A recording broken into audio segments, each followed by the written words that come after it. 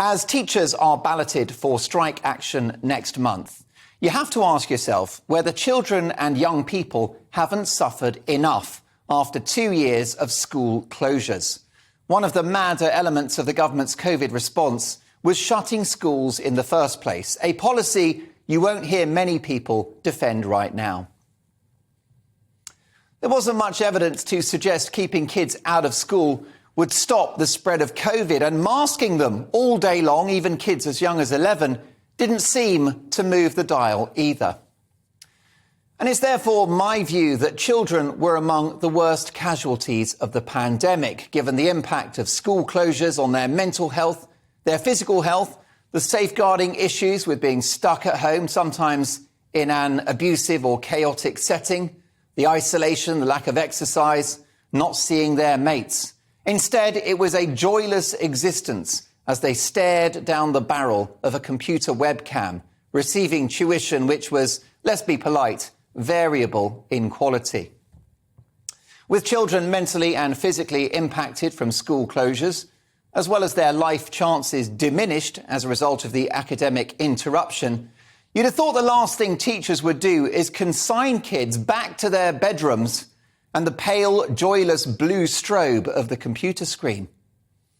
I've got no doubt that, like the nurses, our teachers have a good case for a pay rise. Absolutely.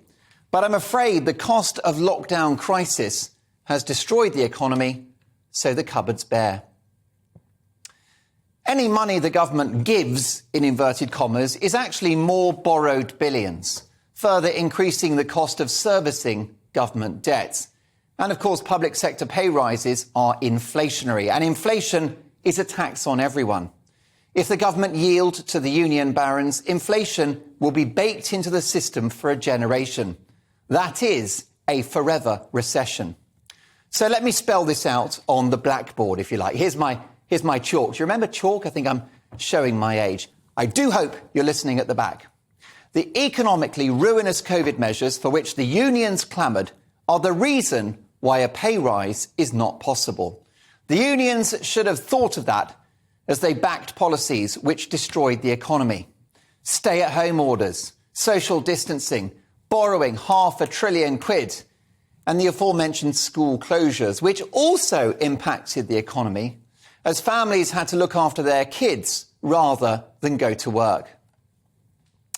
And it was the teachers' unions who pushed for school closures, demonstrating, in my view, their scant regard for the best interests of children.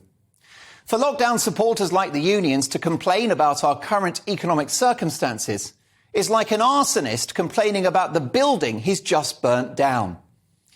Now, in my view, our teachers are world class. My kids get a brilliant education in the state sector.